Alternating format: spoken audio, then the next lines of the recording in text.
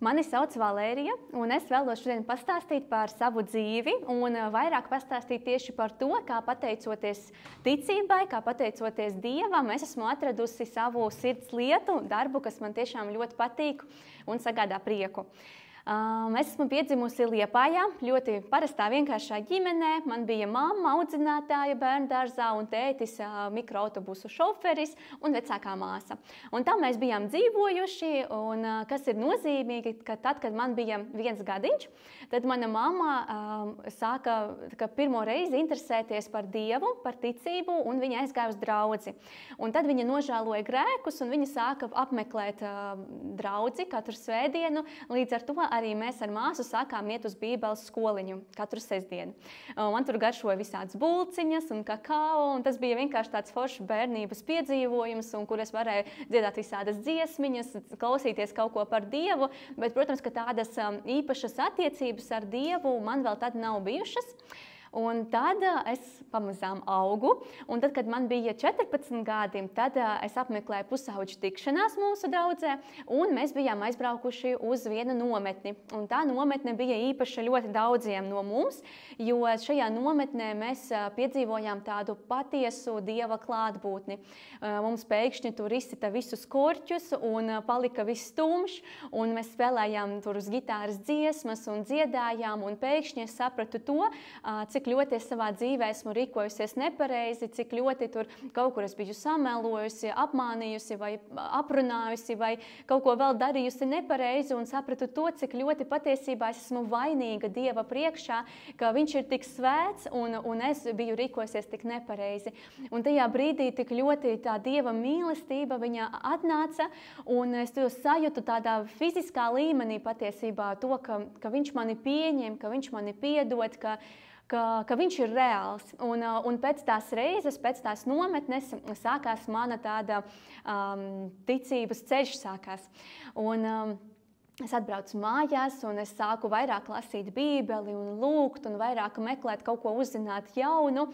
Un tad pamazām, kad man bija kaut kur 16 gadi, mums arī bija tās kopīgās jauniešu tikšanās, kad mēs kopā tur lasījām Bībeli, runājām, dziedājām dziesmas.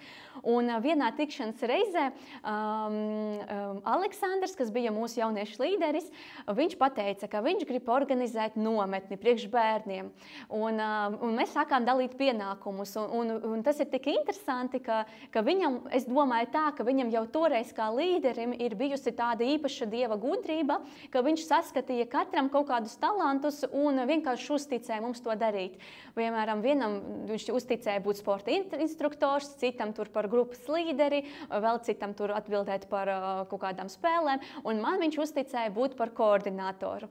Un, protams, ka tajā laikā es nezināju, ko tas vispār nozīmē, bet cik tagad ir interesanti, ka tajos 16 gados es pirmo reizi vispār dzirdēju to vārdu un nezināju, kas tas ir, bet tagad šī ir mana profesija, ar kuru es vispār pelnu naudu.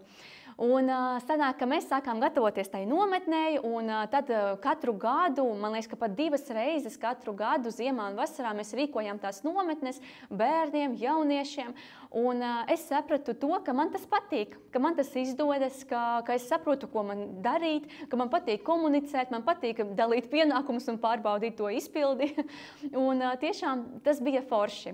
Un caur šo visu, tas bija tāds pirmais priekš manis svarīgs posms, kurā es sapratu, ka ir kaut kas, kas man padodas, ir kaut kas, kurā varbūt es esmu bišķiņ stiprāka, kaut kāda joma.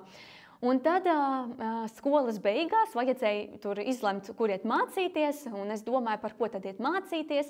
Un viena no tām jomām man ir bijusi kultūras vadība, ka varbūt aiziet uz to, uz tiem pasākumiem, bet beigās es nobaidījos un aizgāju uz pavisam citu un kļuvu par skolotāju. Bet ne par to ir stāsts, jo patiesībā vienalga beigās Dievs ir atvedis tur, kur vajadzēja. Pēc tam, 20 gados, es apprecējos ar savu vīru, kas arī ir vērtīgi, ka mēs bijām viens otram kāda pirmā mīlestība, pirmie un vienīgie, un arī, kas man liekas ļoti svarīgi un forši, ka pateicoties draudzēji un pateicoties Dievam, mēs saglabājām sevi viens otram un tiešām varējām izbaudīt visu, ko var izbaudīt tikai divatā kopā ar viņu. Mēs uzreiz aizbraucām uz Bībeles koledžu, kur mēs pavadījām 9 mēnešus. un mēs tur pētījām Bībeli, tur bija braukuši dažādi skolotāji. Tas vispār bija ļoti īpašs laiks priekš mums. Un tur notika otrs tāds svarīgs moments priekš manas nākotnes un priekš manas profesijas, laikam tā. Jo tur es satiku vienu meiteni, ar kuru mēs kopā tur dzīvojām, mācījāmies, un pēc šīs koledžas mums saglabājās ļoti tādas tuvas attiecības. Un tad vienu dienu viņa man uzrakstīja par to, ka viņa grib precēties, par to, ka viņa ir līgavainis, un par to, ka viņa pati nevarēs organizēt savu kāzas, bet viņa arī saskatīja manī kaut kādas šīs organizatoriskās prasmes. Un tas bija jau otrs cilvēks, kas kaut kā man izdomāja uzticēties un saskatīja kaut ko tādu. Un tad es sāku gatavoties viņas kāzu dienām, un mēs visu tur sagatavojām un visu nosvinējām, un bija ļoti daudz visādas kļūdas. Un tagad, atskatoties, es saprotu to, ka, ak, šausmas, kā es varēju vispār pieļaut kaut kādas lietas. Tagad man liekas, ka tur vajadzēja to izdarīt savādāk un to, bet fakts paliek fakts, ka viņa man uzticējās, viņas to saskatīja, un beigās mums vienalga viss izdevās. Un pēc šīs reizes es sapratu to, ka man patīk organizēt, man patīk koordinēt, man patīk rīkot visādus pasākumus un būt šajā visā procesā iekšā.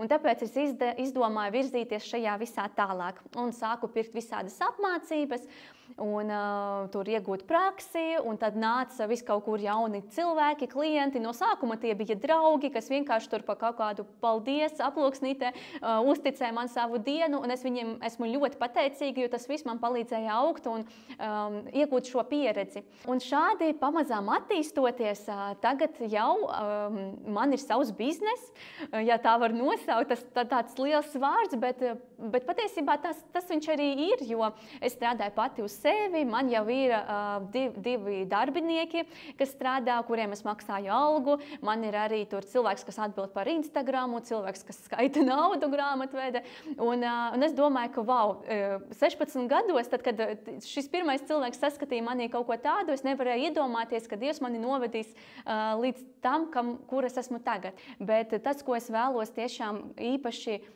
pateikt to, ka cik svarīgi, lai blakus ir cilvēki, kas saskata to mūsos. Un es ticu, ka patiesībā kaut kādā ziņā Dievs atvēris ir viņiem acis, lai viņi saskata kaut ko tādu manī un uztic man šos pienākumus un kaut kā uzticās vienkārši man, lai es varētu sevi izmēģināt šajā jomā un vispār saprast, ka man tas patīk un man tas izdodas. Un šobrīd, atskatoties, es esmu šajā jomā jau 5 gadus, un ja par pirmajām kāzām es tur biju saņēmusi 150 eiro, tad tagad es jau varu par dažiem projektiem saņemt 3,5 tūkstoši un pat 4 tūkstošus.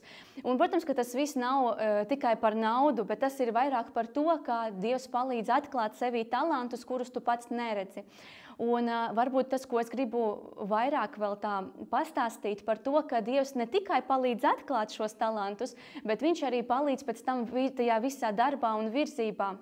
Un, piemēram, kā manā situācijā tas viss atklājas, man ir bijis daudzas reizes tā, ka es lūdzu Dievu un prasīju par kaut kādām noteiktām lietām. Piemēram, vienā brīdī es ļoti gribēju, lai man nāk pāri no ārzemēm, jo viņiem tur varbūt interesantākas kaut kādas tradīcijas un tā. Un es tikai biju aizlūgusi, un jau gandrīz pēc dažām dieniņām man atnāca pieteikums no pāri, kas dzīvo ārzemēs. Pēc tam es biju lūgusi par to, lai ir pāri ar lielākiem budžetiem, lai visu kaut ko var interesantāk izdomāt. Un tad man atnāca pāris, kuram ir budžets tur 50 000 uz vienām kāzām. Un tad tur var arī visu kaut ko pamēģināt un izmēģināt. Un pēc tam es biju lūgusi par to, lai Dievs man dod kaut kā attaisa jaunas iespējas, jaunas durvis uz kāzām ārzemēs, lai ne tikai pāri ir no ārzemēm, bet es pati varētu aizbraukt kaut kur uz kaut kādām siltajām zemēm un novadīt tur pasākumus. Un es biju par to lūgusi, uzrakstīju to savā wish listā, un tad pēc pāris dienām atnāca pieteikums par kāzām Itālijā, par kāzām Melnkalnē. Un šajā visā es redzu to, kā Dievs atbild uz visām lūkšanām, kā viņam arī tas viss rūp, un viņam arī tas ir svarīgi, lai mēs varētu augt un turpināt savu profesiju. Un vēl, kas bija ļoti nozīmīgs priekš manis šajā darbā un manā tajā ceļā tieši savā profesijā, kā Dievs mani pasargā no dažādiem klientiem, jo man ir bijuši dažādi gadījumi, jo darbs ar cilvēkiem vienmēr ir tāds interesants, un cilvēki mēdz būt dažādi, un man ir bijis tāds gadījums, kad ar pāri, ar kuru mēs jau sākām sadarboties, mums viss kaut kā negāja. Bija ļoti grūti, un viņi ļoti tā necienīgi izturējās pret mani, un viņi varēja pacelt balsi, un kaut kā tā ļoti man nepatika ar viņiem strādāt. Un es biju domājis, ko tad man tagad ar viņiem darīt? Un tad es arī lūdzu, lai Dievs vienkārši atbrīvo mani no šī pāra. Un nākamajā dienā, es aizlūdzu ceturtdienu, un jau piekdienu man uzvanīja šis pāris un pats pateica, ka viņi atceļ kāzas, tāpēc, ka viņiem tur savas privātas bija nesaprašanas, un viņi izdomāja atcelt šo visu. Un man bija tāds miers un tāds prieks, tāpēc, ka es atkal redzēju to, kā Dievs atbild uz manām lūkšanām. Un vēl viena reize bija ļoti tāda spēcīga priekš manis, kad man Dievs atklājās kā tāds mīlošs tēvs, kurš ļoti rūpēs par savu meitu. Un tas bija tā, ka arī bija viens tāds pāris, ar kuru mums arī kaut kā negāja sadarbība. Un viņi man uzvanīja vienu dienu un pasauca mani uz kafejnīcu. Un es biju izdomājis, ka tajā dienā es viņiem pateikšu to, ka es vairāk negribu ar viņiem sadarboties, jo kaut kā es jūtu, ka nebūs labi. Un tas nozīmē to, ka man vajadzētu tur viņiem arī atdot naudu, kuru viņi ir iemaksājuši, bet man jau bija vienalga. Es domāju, kā tikai man no viņiem tikt vaļā. Un es arī aizlūdzu pirms tam, es atnācu uz to kafejnīcu, un tas pāris pats pirmais man pateica to, ka viņi ir pārdomājuši svinēt kāzas, tāpēc, ka viņi tur pārceļās uz citu pilsētu. Un šajā visā, kāpēc es teicu par to tēva mīlestību, jo pēc tam es zinu, ka viņi tomēr sarīkoja kāzas, un es zinu tos darbiniekus, kas bija viņiem kāzās, un viņi teica to, cik patiesībā pēc tam šīs kāzas, viņas nebija labas, un ka tas pāris pēc tam viņus vēl ļoti ilgi bombardēja ar visām ziņām un ar visādiem zvaniem, un bija tādi ļoti negatīvi noskaņoti, un es vienkārši tajā brīdī sapratu to, ka Dievs patiesībā tik ļoti mūs norobežo un aizsargā no tik nepatīkamām situācijām, pat vienkārši mūsu darbos. Liekas, ka tas taču nav tik svarīgi, ko tad tas ir taču tikai darbs, bet es sapratu to, ka Dievam rūp ne tik ļoti kā darbs, bet mūsu labsajūta, mūsu emocionālais stāvoklis, mūsu miers sirdī, un tiešām viņš aizsargā no tādiem brīžiem.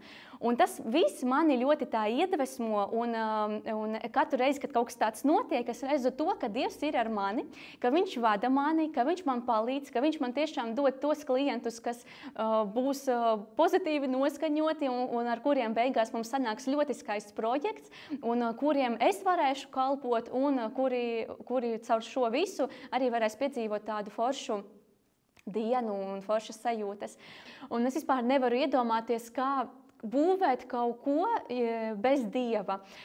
Piemēram, ir arī viena dziesma, mēs tieši viņu dziedājām šo svētdienu draudzē, un tur bija tādi vārdi, ka visu, ko es vēlos celt un būvēt, es būvēšu uz Dieva mīlestības.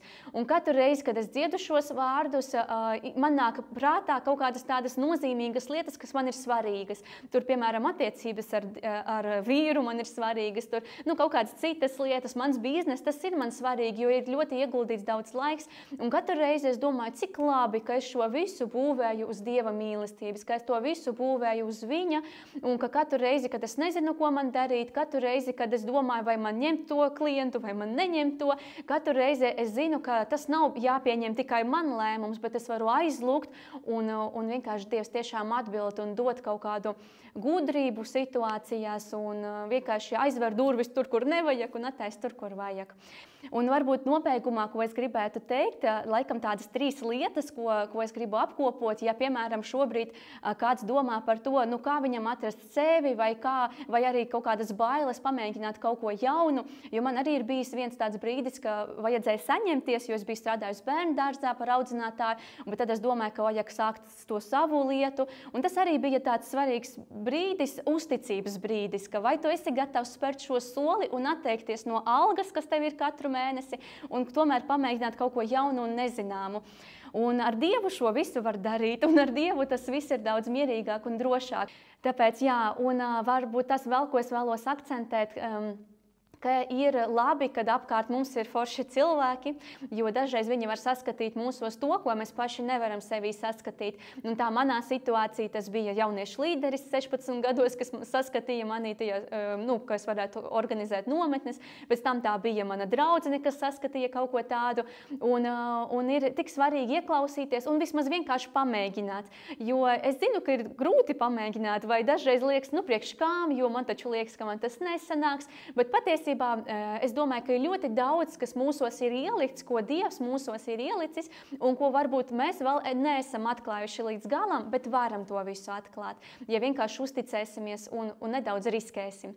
Jā, un man patiesībā ir arī ļoti liela pateicība draudzei, tāpēc, ka viņi 16 gados uzticējās man un uzticēja man tur organizēt šīs nometnes, un pateicība māsai par to, ka viņa man ir apmaksājusi pirmās apmācības par kāzu organizatori, un tā viņa vispār ticēja, viņa vienmēr ticēja, ka man izdosies un ka es varēšu nonākt tur, kur es esmu tagad. Un vislielākā pateicība ir arī, protams, manam vīram, tāpēc, ka viņš brauc visās kāzās kopā ar mani, un es vispār esmu šokā, kā viņš vēl turās, tāpēc, ka viņš strādā 2 darbos, un vēl 3. kopā ar mani, un visu to kaut kā samanidžē, un viņam mēdz būt tā, ka viņš strādā tur 1 diennaktis vienā darbā, 2 diennaktis otrā darbā, un pēc tam vēl ar mani brauc uz kāzām, un palīdz tur nesāt krēslus, visu kaut ko tīrīt, un tā tālāk. Tāpēc, jā, ir forši, kad apkārt mums ir cilvēki, kas mūs atbalsta, kas tic, ka mums tas izdosies, un es ticu, ka ikvienam no mums, ja Dievs dod kaut kādu iespēju, un ja viņš attaisa durvis, tad viņš arī parūpēsies par to, lai mums ir viss nepieciešamais, lai mēs varētu to sākt un iet tālāk. Un arī cilvēku ziņā, ka viņš mums iedos tos, kas mums palīdzēs. Jā, un nobeigumā es vēlos pateikt to, ka man ļoti patīk viens stāsts no Bībeles. Tur ir par Jāzepu, par viņa ļoti, ļoti grūtu dzīvi, jo tiešām viņš bija piedzīvojis ļoti briesmīgas lietas savā dzīvē. Bet tur ir tā ļoti interesanti teikts, jo tad viņš tur var redzēt ļoti, kā viņš aug savos darbos un kā viņš aug pēc tādas karjera kāpnēm. Un tur ir tādi vārdi, ka visos darbos, ko viņš ir darījis, visu, ko ir darījušas viņa rokas, šajā visā bija veiksme, un tas viss viņam bija izdevies un padevies. Un man tik ļoti patīk tie vārdi, es arī bieži vien dzimšanas dienās novēlu šo saviem draugiem, jo tas ir tiešām tik forši, ka visu, ko tu dari, šajā tev viss padodas, tev viss izdodas. Un es ticu, ka tas viss ir iespējams, ka ja mēs dzīvojam kopā ar Jēzu, ja mēs viņam uzticamies, ja mēs nebaidamies riskēt, ja mēs ieklausamies un vienkārši pamēģinām kaut ko jaunu, es ticu, ka var būt veiksme, ka tas var izdoties un ka tagad, piemēram, atskatoties atpakaļ, man liekas, wow, kādreiz es varēju tikai cerēt, ka es varēšu nestrādāt bērnu dārzā vairāk, ka es varēšu vienkārši nodarboties ar darbu, kas man patīk, un tas man tagad ir. Un vēl ko es vēlos pastāstīt par to, ka katru reizi, kad es lūdzu pirms kaut kādiem projektiem, es pēc tam arī pašos projektos redzu to, kā Dievs palīdz. Un, piemēram, mums ir bijis tā, ka tāds tagad spilgts gadījums, ka vienās kāzās mums bija tumbiņa, bet viņa pēkšņi saplīsa un nevarēja spēlēt mūziku, un mums bija ceremonija laukā, un to tumbiņu ļoti vajadzēja.